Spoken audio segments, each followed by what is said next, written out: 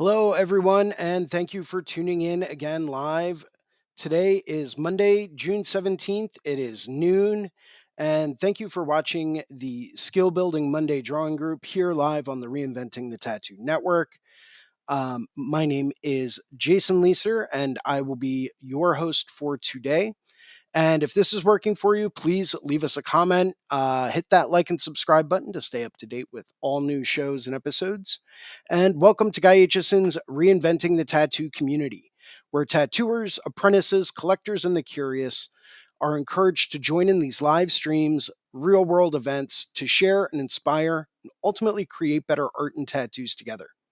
We beam out nearly every day, and with your help, have evolved into a quality network of amazing live and on demand tattoo and art shows that have all been receiving rave reviews.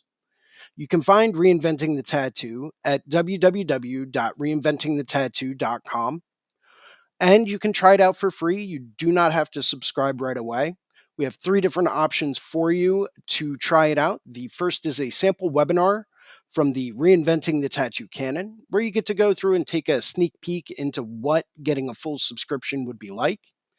Or the second option, which is to get some free advice from Guy Aitchison about your unique goals. And the third and final option is to take a comprehensive tattoo history course from Jay Brown. And I can tell you right now, if you are a tattoo history nerd such as myself, you cannot go wrong with the tattoo history course. It is unbelievably comprehensive and will teach you way more about the history of tattooing than you could ever imagine. At reinventingthetattoo.com, we also have a full event schedule with full weekly and special event live stream details. So if you wanted to jump into today's interview with Thea Duskin, which we'll be getting started with in just a second, you could go to www.reinventingthetattoo.com and you could pull up the event calendar and you'll see a little link in there for today's live event. You could click on that and access the link to join us live. You could also find access to the Reinventing 24/7 channel at reinventingthetattoo.com.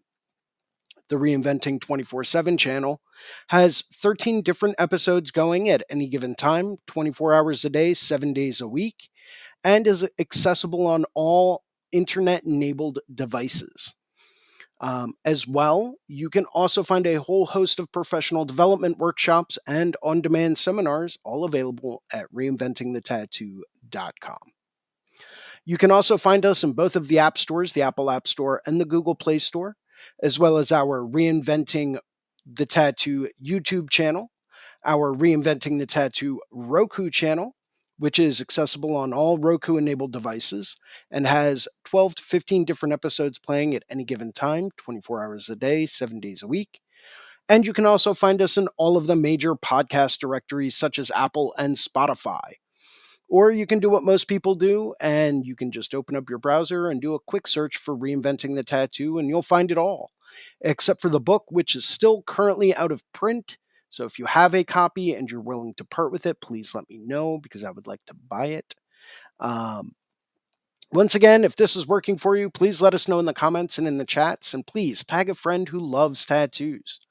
We have a number of weekly staple shows we always encourage people to tune into, starting off on Mondays at 9 a.m. with Drawing for Tattooers with James Wisdom, where we get to go through and do a deeper dive into the fundamentals of what it's like to be a fine artist in this tattoo scene today. It really helps us get back to those core fundamentals, those core basic art principles that we all need to know if we really want to maintain being a fine artist in the tattoo world. And that is 9 a.m. Drawing for Tattooers with James Wisdom. Following that, at noon on Mondays, you have this show, which is the Skill Building Monday Drawing Group. And this is hosted by me, Jason Leeser, where we get to go through and discuss a variety of different topics to help us build up our skill sets. We also do a number of different live interviews with artists from all over the world to help us gain a little bit more insight into skill sets, what it's like to be a professional full-time fine artist and tattoo artist at the same time, as well as a whole lot more. And that is noon on Mondays, the Skill Building Monday Drawing Group. And that is followed and capping off Mondays with a 9 p.m. subscribers exclusive drawing group with Sandy McAndrew from the Reinventing the Tattoo Network. And I can tell you right now, this Monday evening drawing group is available only for people that have a subscription to the Reinventing the Tattoo Canon, the Reinventing the Tattoo Evolution, or the Monday evening drawing group subscription. You will only be able to access it if you have one of those three packages. I can tell you from personal experience, having done the Monday evening drawing groups, you will see a notable difference. I did it for about 2 years. If you look at the work I was doing when I first started doing them and the work that I'm doing now, you will see a notable difference in the quality and type of work that I'm doing just from those Monday evening drawing groups alone. It is absolutely worth its weight in gold. I could not recommend it anymore. And that is capping off Monday evening with the 9 p.m. subscribers exclusive drawing group with Sandy McAndrew. Following all of that on Tuesdays, we have the Tattoo Weekly show with Gabe Ripley, Lauren Gregory, and I believe Jake Meeks. And that is at 11 a.m. on Tuesdays. And that's where we can go to kind of catch up on any new legislation or any new tattoo news that might be relevant to the industry as a whole. And that is 11 a.m. on Tuesdays. Following that, on Wednesdays at 12 noon, we have the Tattoo Now show with Gabe Ripley, where we get to do a deeper dive into the business aspect behind tattooing. We get to go through and discuss things such as travel visas and marketing or advertising strategies, client retention, client management, your booking process. How can you speed that up? What are the different business aspects that you're going to need to look into? Well, what about a retirement package? All of that and a whole lot more is discussed at the Tattoo Weekly with Gabe Ripley, or the Tattoo Now show with Gabe Ripley, and that is at noon on Wednesdays. And capping off our week on Thursdays at 6 p.m., we have the Tattoo Collecting 101 podcast with Fawn Baker, where we get to go through and discuss a whole bunch of different topics relating to tattoos, tattoo collecting, and some of the adventures we've had along the way. We do have a special events coming up, starting off with the Hell City Phoenix Tattoo Convention, and that will be August 22nd through 26th in Phoenix, Arizona. And we have got an incredible up for that show. We've got Paul Booth, who will be there tattooing live. We've got Mike Cole. We've got Ty McEwen, Earnhardt, Amber Joy, my buddy D-Rock, Oak Adams, Anna Mia, Brian Geckel, Jimmy DeLesio, Pepe Ferrer, Chris Mack, and of course, yours truly. I will also be in attendance. I will also be tattooing at Hell City in Phoenix, Arizona. After that, Reinventing the Tattoo will also be live at the. Oh, nope. Wrong. Nope. Where'd it go? I had this all queued up earlier. Uh, uh, Paradise Tattoo Gathering. There we go. October 24th through 27th in Hancock, Massachusetts. The Paradise Tattoo Gathering will be absolutely incredible this year. I've gone to it for the past few years, and I can tell you I've never seen a lineup like this ever before at Paradise Gathering. We have got some incredible people that will be there giving lectures, including Jake Meeks, Thea Duskin, Kyle Olson, Renee Little, Mickey Schlick, Sandy McAndrew, Corey Ferguson will be there. Steve Butcher's going to be there. Ross Abbott just confirmed to do a seminar. Christina Christie, and a whole lot more will be showing up. Still yet unconfirmed, but we may have people such as Andre Malcolm showing up to do a bodysuit seminar. Anthony Tex may be showing up to do a seminar of his. I mean, we have got an all-star lineup this year. You do not want to miss out on the Paradise Tattoo Gathering this year. It is going to be absolutely incredible. Trust me when I say this is going to be one for the books. You do not want to miss it. That's October 24th through 27th in Hancock, Massachusetts, the Paradise Tattoo Gathering. Would like to go through and take a quick second to thank some of our sponsors and some of the people that make these shows happen. Starting off with worldtattooevents.com, the largest, most comprehensive resource for tattoo events worldwide.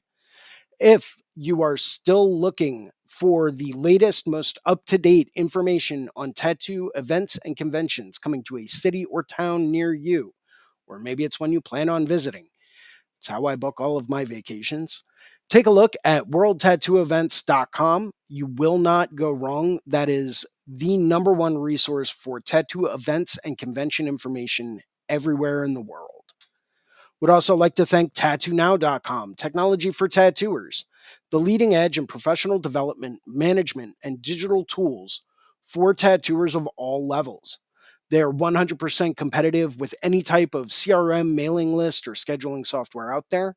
So if you're really looking for the digital tools to help you streamline your booking process, to help you get more clients through the door that want to get the kind of work that you really want to do, take a look at tattoonow.com. They've been an industry leader in helping artists get booked and butts in seats for over 20 years.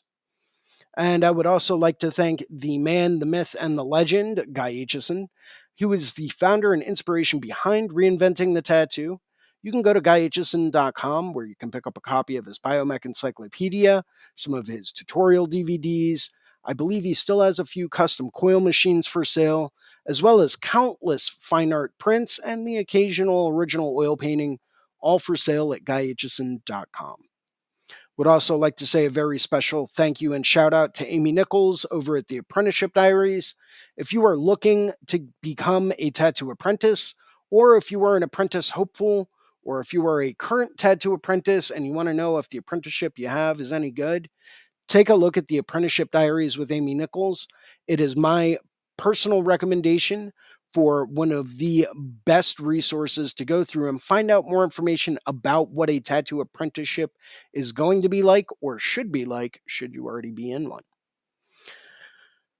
We ask that if you like today's show, we always ask that you please go through, post a positive review on the channel. Make sure to hit that like and subscribe button. Helps us all out. Also, that way you stay up to date and you won't miss any future episodes or shows here on the channel. If you would like to host a Reinventing the Tattoo event or become a sponsor of our community, or if you're looking for a fine art or a tattoo critique, you can always email management at reinventingthetattoo.com and we will get back to you as soon as we can. And now that our introduction is all wrapped up, I'm going to introduce the person of the hour, and that is Thea Duskin. Thea is credited and has been mentioned in many different news articles and press links, interviewed everywhere from the BBC, Complex, BuzzFeed, Inked, Juxtapose, The Public, and has had numerous international gallery exhibitions. Let's thank everyone for joining today. Hi. I hope I have this lined up right. I switched my camera like in mid. Oh, yeah, you're good. Okay, better. You are just fine. I'm actually going to blow this up a little bit. I'm going to make myself smaller. And let's do, don't want full screen. Let me switch this around. Hold on. There we go. Much better. There we go. I wish there was one way that we could do. I thought there was a way that we could. Yeah, well, this will. Let's flip this. There we go. Nope, wrong button again. New layouts are crazy. There we go. All right, we're just going to keep you up full screen. Thank you for joining us and taking some time out to join us today. We really, really appreciate it. You've been a huge inspiration to me personally, and I can only imagine several other people. So, Appreciate that. Thank you. You're very welcome. Um, so tell us a little bit about yourself. Where are you from? Where do you work? A little bit about your background. Do you have any formal art education? Are you self-taught? Inquiring minds want to know. Um, I'm from Buffalo, New York originally, which is where I live now. I lived in Virginia, in Richmond, for about 12 years, from the early to mid tens. And it was a really great city to live in and kind of really cut my teeth more on tattooing. It's a great city to be a tattoo artist and to learn, you know, from different people around you. So, I mean, there was a lot of, I would say, very interesting experimental artists in Buffalo and have come out of Buffalo over the years, which is kind of like weird to think. Most people don't really consider Buffalo as anything. So it's just kind of cool that there's been a few, like, Corey Cudney came here from here, Amanda Waka is from here, and from here. We were all kind of working independently of each other in our own, you know, interests, but it's just interesting that, like, Buffalo's a city of, like, weird art, I think, in general. Interesting, interesting. So, what led you to get into tattooing? If you had to pick like one single event or inspiration. I don't know if there was a single event. I think in the mid 90s, when I was a teenager, I was definitely, like, exposed to a lot of cool subculture stuff. Was really interesting back then. Um, I was even a little bit young, I think, to be able to be fully immersed in it, unfortunately, because things have sort of changed even over the years. But I don't know. There was a lot of cool stuff. I went up to Toronto. Uh, as a teenager, I got tattooed in Toronto when I was well underage, but up there it was like different rules, so it was a little easier.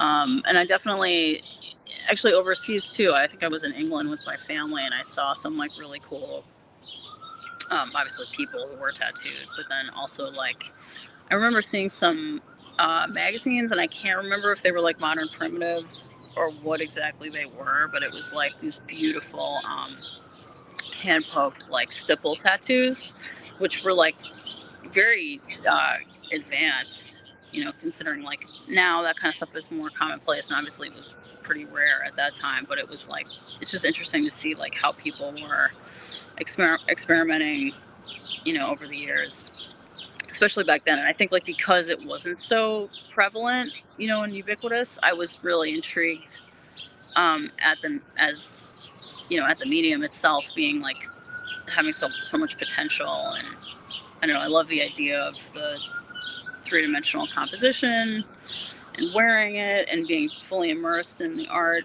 because I always liked installation art and various types of, like, assemblage and collage, which informs my work, design wise. So Well, it's all sort that of connected full circle. well, it does, but that's also a very interesting take. We have a lot of artists on here that are very influenced by two-dimensional art, paintings, drawings. We I haven't really interviewed too many people that have really immersed themselves in like installation art or other three-dimensional forms of art. So, I mean, that just makes me wonder, like, who would some of your biggest influences or inspirations be for creating art? And what's drawn you to them? Well, it depends on what type of. I have a lot of different inspirations across Ah, different media. fair enough. But talking about installation and sculptural stuff, which doesn't come up that much. I mean, like the brothers Quay, they're animators, but they're also, they sculpt everything in their sets and puppets and everything. It's incredible work. So that's a huge influence, I would say, on me, like, visually, and just appreciative of their particular vision. And then there's an artist, Peta Coin, who does really beautiful, like, she's done a lot of different stuff over the years, but like taxidermy, multiples, like really big installation pieces that are, like, everything from like wax on artificial flowers and like natural elements and feathers and hair. This is a really cool artist. Um, yeah, I don't know. A lot of uh, Whitkin, Joel Peter Whitkin, which also Mm, brings in some tattooing because he had some, very interesting tattooed subjects. His stuff is super inspirational. absolutely. Yeah. So I know I asked you this before, but what would you consider to be your primary medium as an artist? You can say tattooing if you want that to be your primary medium, but it's something I always like to understand because with a lot of artists out there, you can really see a correlation between the mediums that they prefer to work in time and time again and the influence that that has on the work that they do in the tattoo world. So it's always something I kind of like to ask. hmm Yeah, I don't know. It just doesn't. It seems dishonest to say anything other than tattoo because that's what I do. Every day Right. or almost every day, I'm like doing something about that. So, I mean, professionally, I'm definitely primarily a tattoo artist, but I guess I would see myself as a more holistic artist beyond that, like where everything informs the other things. And I don't know, that keeps it fresh and creative. Maybe that's, the reason I don't like to define myself other than what I have to do, like to make a living. That But I makes love sense. tattooing. I don't just do it because I have to, obviously. But it's the only thing that really pays that well. And that's, True. you know, True story. maybe, you One of know, the few fields in fine art that actually, you can make a living at before right. you die. Right. Otherwise, you're kind of trapped in the institutions, I think, Yep. which is fine for a lot of people, and it's probably better in some ways. But yeah, that's a much more challenging path to pursue. You really have to be a passionate educator, I think, to belong in that field anyway. Which is, most artists, I think, would rather just be doing their art, right?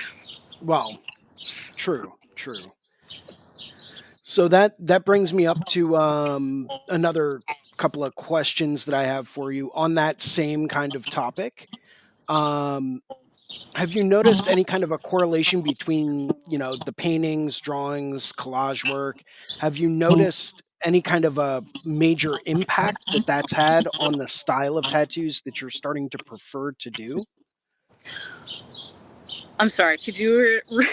reiterate? But So, has there been a correlation between, say, the collage work that you do, the drawings, the paintings? You're phenomenal with watercolor. Have you noticed the correlation between the fine art you produce and the tattoos that you do, or vice versa? Have you noticed a correlation between the tattoos that you do and how that kind of blends itself into the fine art that you produce? yeah, it's a little hard to articulate, I guess, like the specific connection between things because it's more like a vibe. Fair Like, enough. That's fair. That's a totally legitimate answer. everything has such a different, um, requirement and like, job and series, whatever, what you have to do to make it happen.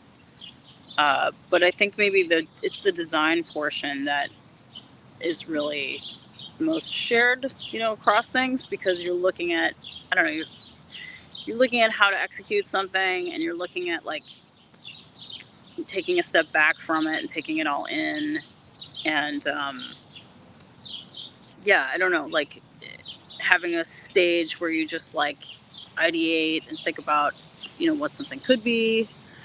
I like to do that a lot. I think I like to look at a lot of different uh, source material or inspiration images, just to kind of, I don't know, have a really open period of whatever project to just explore different ideas, and then kind of rule stuff out hypothetically in that case, and then things just start to become more obvious, like as far as like what fits best, what's the most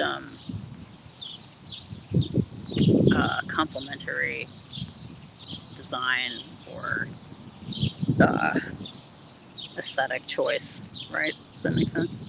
Absolutely. Um, so if you could pick one event or one thing that you could say has had the biggest impact on the type and style of either art or tattoos that you create, like one specific thing, what would you say that that would be? Um, And if there isn't one thing, that's fine too. That's acceptable. Aesthetically or like approach wise, I mean, aesthetically, I guess probably the easiest answer is like just Asian art and the period of time I think is particularly interesting to me where like uh, European art was like strongly influenced by Asian art, like in the, you know, turn of the century and like that whole period of like, heavy influence, but the interesting interplay between, the different cultures and like that kind of design choice I think is really timeless and like really solid. Awesome. So a couple of questions we've got coming in from people that are watching. We've got Ink Journeys that asked, "What is your favorite style and what is your least favorite style?" I think my favorite style is like very large full body composition that doesn't necessarily take up the whole body, like something that allows you to have a lot of negative space and really strong composition that like considers the entire body as a whole rather than like just one particular element of it. And then within that, a little more specifically, I guess I like abstract and organic uh, mixing. So that type of design is my favorite to do and probably also to look at. And then my least favorite, I don't know, my actual least favorite, probably like color portraits, maybe. Fair enough. They can be so beautifully done and like incredible, but there's something like weird about it, especially when people put blue backgrounds on color. That's probably Mm, my pet peeve. awesome. Um, so uh, so I do have one other question from someone that's currently watching, and I'll get to you in just a minute. I've got a couple other questions that bounce off of that. Um, so, what led you to choose the style of work that you really love to embrace? That large scale composition. Is it just working with the whole body as a canvas and then how that turns and moves and the different natural curves that are there, the challenge of it?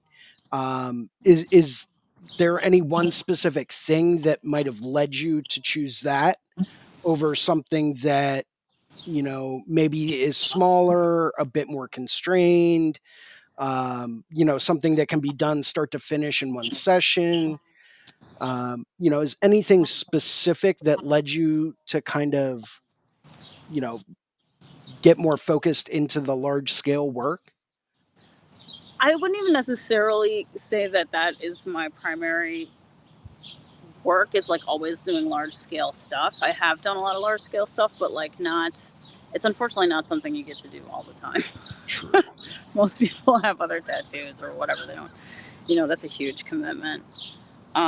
But also just like, I don't know, I just like that as an aesthetic. I think it's really nice to just consider the whole body. And that doesn't necessarily mean you can't have multiple tattoos. It just means like, I think that it's really great when like everything kind of works, on a body. Like to think, and then I feel like, I don't know, like people don't look at it unless you're like looking at yourself in a full body mirror. You're seeing just parts. You're seeing like, your your t-shirt sleeve is cutting off like whatever part of your arm and showing part of it, which is fine to also consider how it's going to look in different situations, but it's just nice to like be able to, like, when you're thinking about what you want to get tattooed or what tattoos you want to do on people, to be able to look at your whole body is something I think is, should be considered maybe even more often than it is. Like, it doesn't have to be that you're composing a full body piece for someone, to just like help them to at least conceptualize their whole body or what they want it to look like. Hmm. That's awesome. So that's a way I've personally never really kind of, thought about things, or like on how to approach things with clients. I'm gonna have to start doing that. Thank you. Sure. Um, so knowing that you really like to work with tattooing as your primary medium, out of all of the elements of art that you incorporate into your tattoos, whether it be contrast, depth effects, color, line, composition, if you had to say that there was one specific element that you really try to work with and emphasize, that you really try to capitalize on in every type of and every tattoo that you do, if there was one element that you really try to put the most focus on, what would that be? Probably it having some kind of interesting silhouette, or like it just having some kind of relationship to the negative space, like the way that the tattoo ends and the skin begins. I think is something I think is very important to me.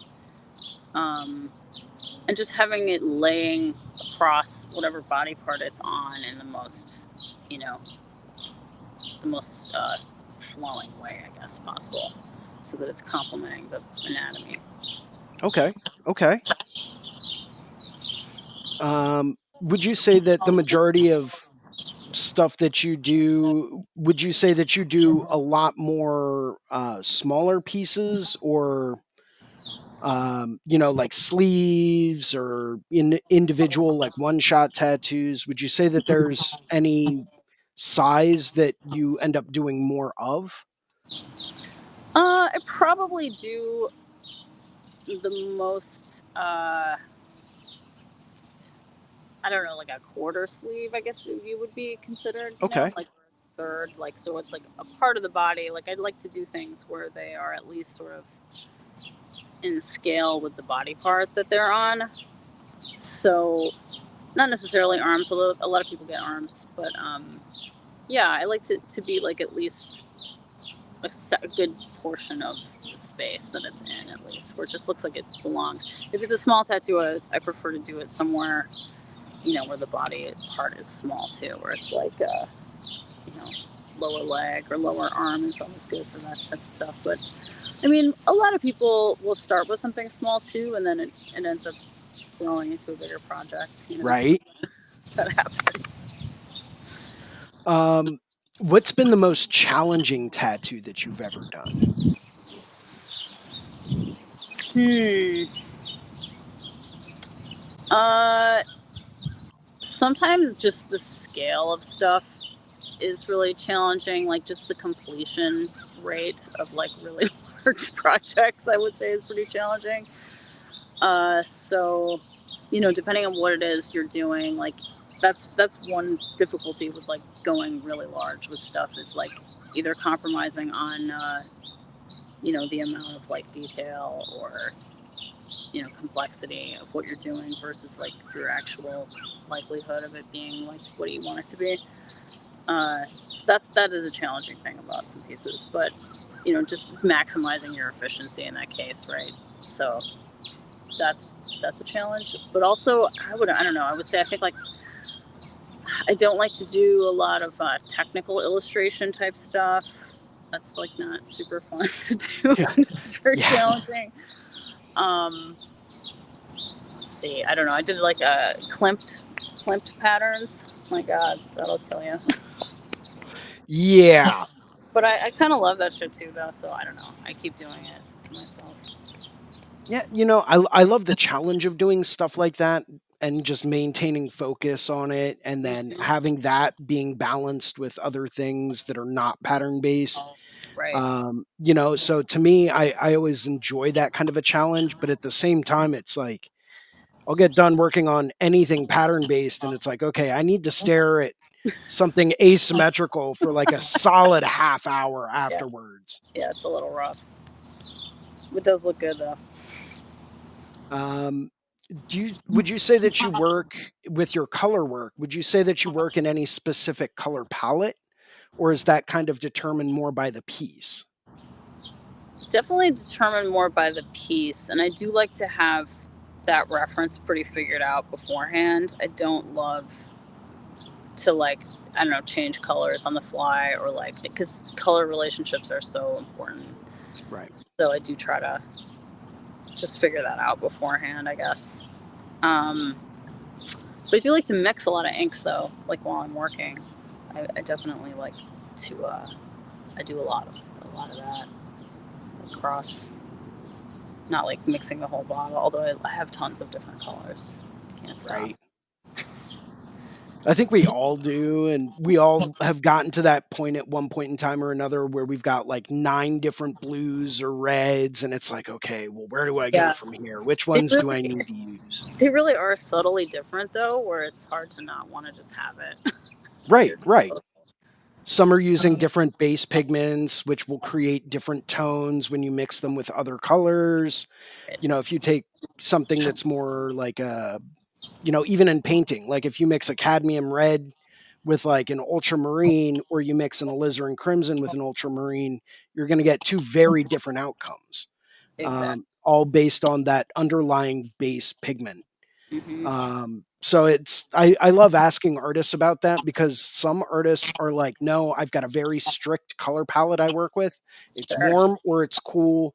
And Right. then I base everything I do off of that. Other Right. artists are kind of like, well, we'll mix it up and we'll figure out the color scheme and the color relationships and the balance well in advance. And Hmm. then from there, it's just a matter of applying it. So I'm always curious to find out how different people, different artists at your level, like what their mental process is, because there's lots of different ways to approach any given kind of tattoo.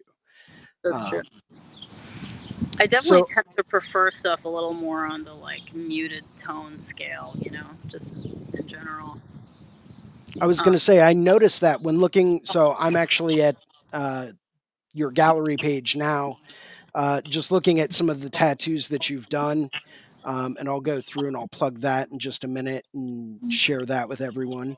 But I've noticed you do use a lot of muted tones with just like a couple of different vibrant tones throughout. hmm. And is there a reason? I mean, obviously, just more for emphasis, but you can really see a lot of muted greens, a lot of browns, even some subtle muted reds and pinks in there, next Hmm. to some really vibrant blues, and even some very vibrant oranges in certain pieces. But it seems like you tone down a lot of the other colors, um, to allow more one color to really stand out above the rest. It's just something that I've kind of picked up just looking at your work over the years. So Yeah. um, it's always an inspiration, because I'm like, oh no, that should be muted. I mean, yeah, no, that should be more like this. So Yeah. I mean, bright tattoos are awesome too, but and it's an aesthetic choice. But I do like stuff to be a little more soft and like right if there's gonna be something intense, like let it just be the one thing. absolutely. I've also noticed that you really control the amount of well, I mean, not with every tattoo, obviously, but I've noticed with a lot of your softer work, you really have this really tight control over the amount of black and gray tones that you use in a lot of your pieces. Is that just so that you can create a much softer effect, or is that for some type of a different reason? I mean, that is, yeah, it's definitely multifaceted, I guess. Like, I like there to be, I mean, your black is going to be your highest contrast. So I don't like that to be everywhere. I want it to be more emphatic where you want that attention, I guess, or where it really needs to be dark in the value. But I really like to use like off, like chromatic blacks, way more. Okay. I like to mix with between colors like purple, green, red, or something, right? Like just to make something that's pretty dark, but doesn't actually have that flattened out shadow color that black does. Like black can be obviously very practical to use, especially if you're gonna lay in stuff, quickly over it with like gray wash background. But sometimes the gray will muddy some of like the more translucent colors. Like it just doesn't look great, like under like yellows and stuff. So I like Right. that a lot of white in the pigment to compensate, I think. Um, but sometimes it's definitely useful and faster to lay down like a gray wash. But otherwise, yeah, I like to really reserve my blacks, especially my actual blacks, for pretty limited areas. And I personally think that in terms of longevity, that's actually preferable, because I would rather something soften up and be restorable versus like having so much black, because the black really you can't take it away, right? It's just Right. there. So you can always add to something. Yep. So that's actually something that was drilled into my head when I was coming up in the tattoo industry is, if you start out with only so much black, you can always add more later on at a follow-up session, see how it heals, see if it's going to be dark enough and have enough contrast at first. Then you can always add more black to it. But once you put in X amount of black to begin with, that's there and that's not really going anywhere. Right, So, right. sometimes it's better to err on the side of caution and not Sure, put in quite as much. sure. I think it's Um, definitely for a younger artist, it'll be your friend to like go less heavy on the black. But in general, I mean, like I just think, yeah, in terms of longevity, like I prefer the look of softened dark colors. As long as it's well saturated, I think right. it looks nice. So, what have been some of the biggest challenges that you've faced in your tattoo career and your fine art career? And how have you overcome those challenges? Um, well, the beginning was definitely a long road of like being self-taught as a tattoo artist. That took an awfully long time to really figure out, how to do it, not just be fully experimenting. Uh, and I still don't feel like I would ever like take an apprentice, because I don't know how I would like teach someone in the same way. Like I feel like I can do a seminar about art, or ideas, or making you know making something happen. But the idea of like a full-on apprenticeship, like I didn't have that, so I have a conception of what that should be like, but I don't really feel like I could do it. Fair enough. I just you know figured it out eventually.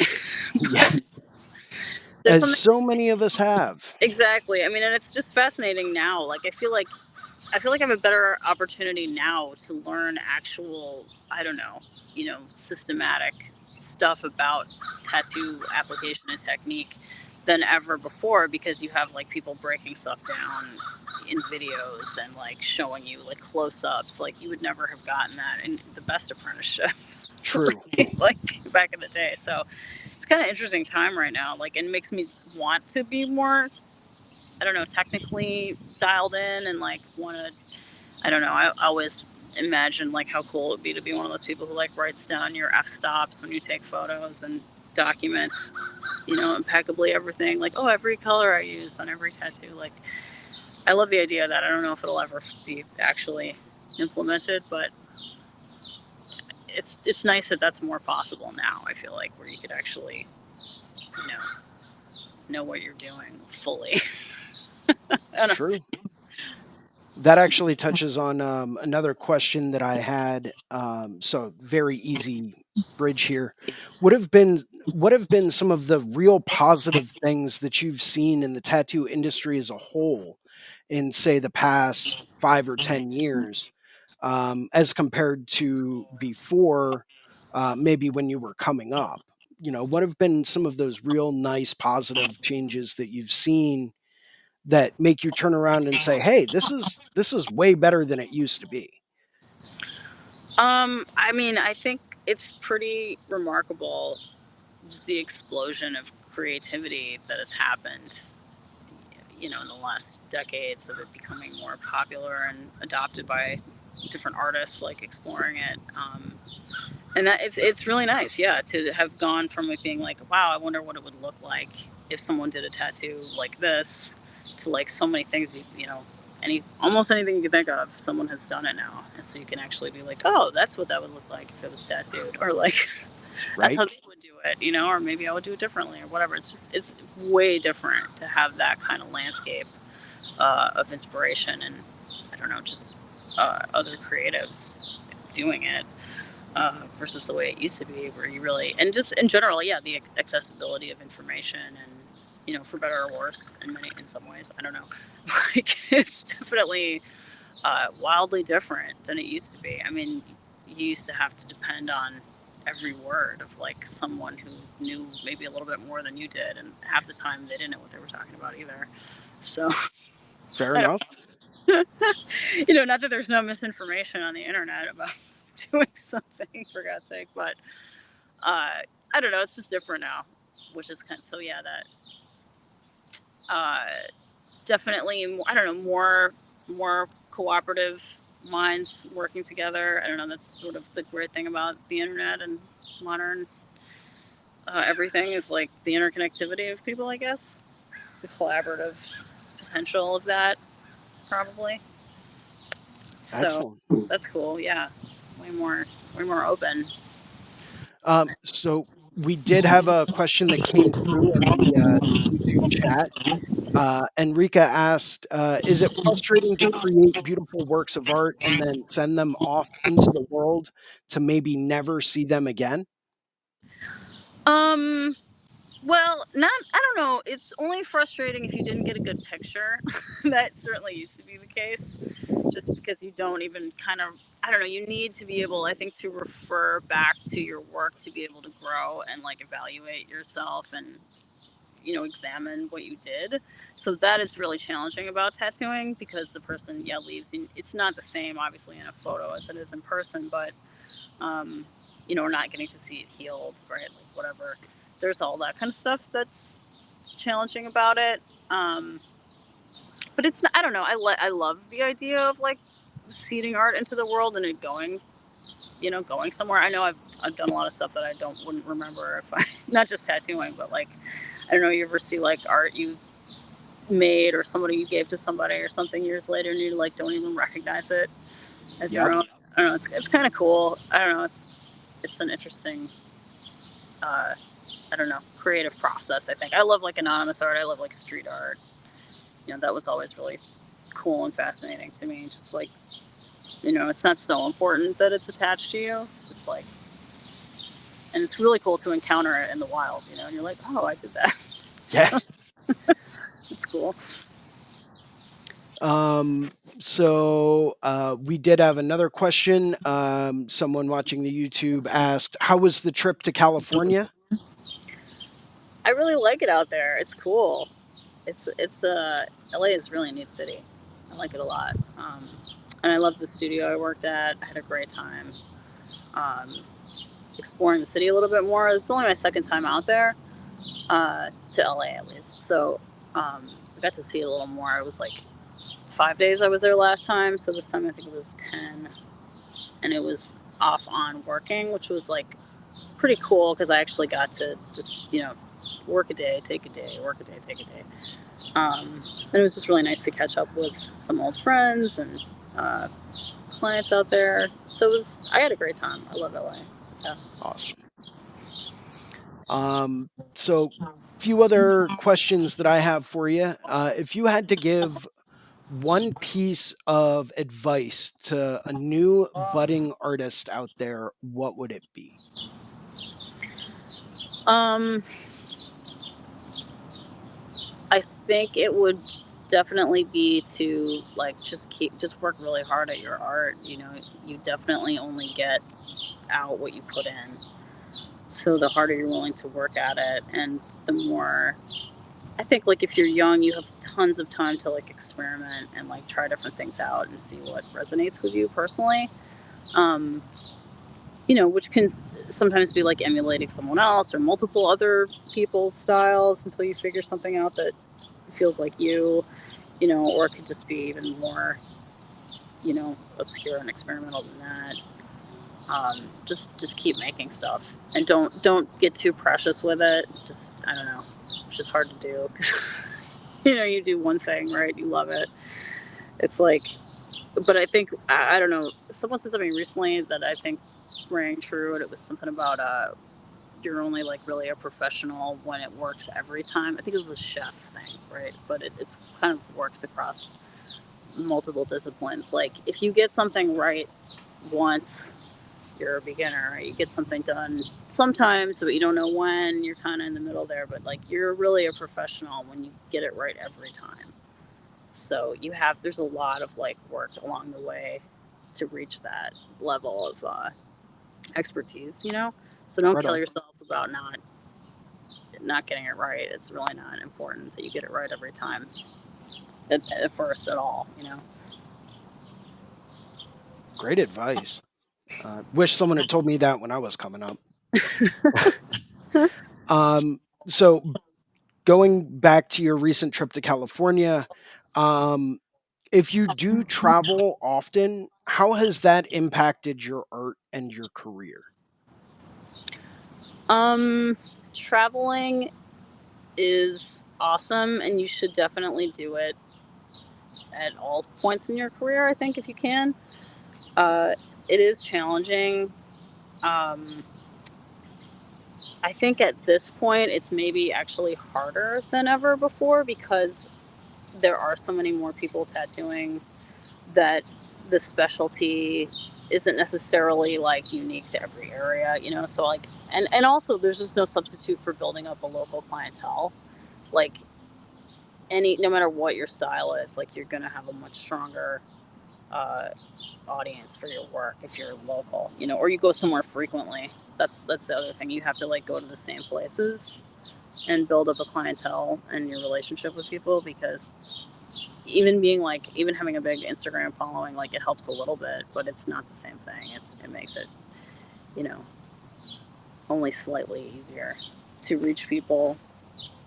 And I know lots of artists, like it's not just one artist. It's like a lot of artists like have trouble um, being fully booked out of town. So you do have to kind of like evaluate the value of it for your own career, but it's just really good to like work, even if you're just like observing other people working, um, practicing something. Like if you're picking up information and you're continuing to work on your own work. Like I like to definitely like bring a sketchbook, obviously, and paint a little bit, even if I'm not tattooing. I try to do something um, productive, even like if I'm on vacation.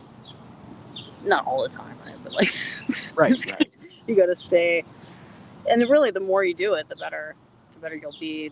The more confident you'll be in your output. I mean, it's yeah. There's just no substitute for that, and hopefully you enjoy it. So. Fair enough. One final question that I have for you is what truths have you found that are simple but not easy about tattooing, making art, process, the industry in general, any number of different things? Simple but not easy truths. That's hard. Right? That's so unspecific. Uh, uh, you need to stretch. You need to be stretching. You need to be moving your body and stretching. Uh, Okay. because any artwork actually is like pretty sedentary. So yeah, that's easy, not easy. Definitely simple. Definitely true. Uh, yeah, you got to take care of yourself. I know we were talking about work life balance for a second Yep. earlier, but everybody kind of knows that in theory, but it's definitely just hard to implement. Awesome. Awesome. I'm not sure why. And To a more specific question, I'm not sure. you're going to be teaching at Paradise Gathering this year, correct? Yes. And what will you be teaching about? I will be doing an adaptation of my seminar, probably to focus more on watercolor and watercolor for tattooing, Okay. or the adaptation into tattooing. Um, Previously, I have focused on mixed media techniques and more image creation and how to go about, like, I don't know, just sort of exploring composition and media also for tattooing. But I think I'm going to work on, yeah, a version where it's like more simplified and focused on watercolor, because I think it's just more um, of interest and accessible, to more people and applications. So Awesome. that's what it's going to be about. Excellent. I'm really looking forward to seeing you teach at Paradise this year. Thanks. That kind of wraps up all the questions that I have. We don't really have any other questions in the comments area. So, on that note, thank you very much for taking some time out of your busy schedule to chat with us today. Pleasure. Really, really appreciate it. Thank you very, very much. If you have anything else you'd like to plug, by all means, please feel free to do it. Any art shows coming up or anything like that? I'm doing a couple theater shows, so I don't have any like 2D shows this summer. But yeah, looking forward to Paradise later this year. It's gonna be great. Awesome. Well, how can we reach out to you? How can we touch base with you if we were interested in getting tattooed by you or maybe picking up, commissioning you for a painting? What would be the best way to go about getting a hold of you? Probably my Instagram, which is just Thea Duskin. Awesome. Excellent. Cool. Wonderful. Well, thank you so much for taking time out to chat with us today. I Thanks for really, having me. really appreciate it. Hopefully, we get you back on here again before Paradise Gathering happens. Um, but, worst case scenario, we catch up at Paradise and we can chat some more then. Cool. Thank you. Excellent. Thank you. And have a wonderful day.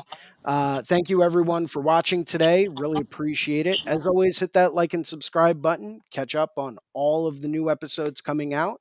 And I will see everyone back here again next week on Monday for the next episode of Skill Building Monday. Thea, thank you so much for joining us today and have a wonderful day today. Thanks again. You too. You're very welcome. Take care. Bye, everyone.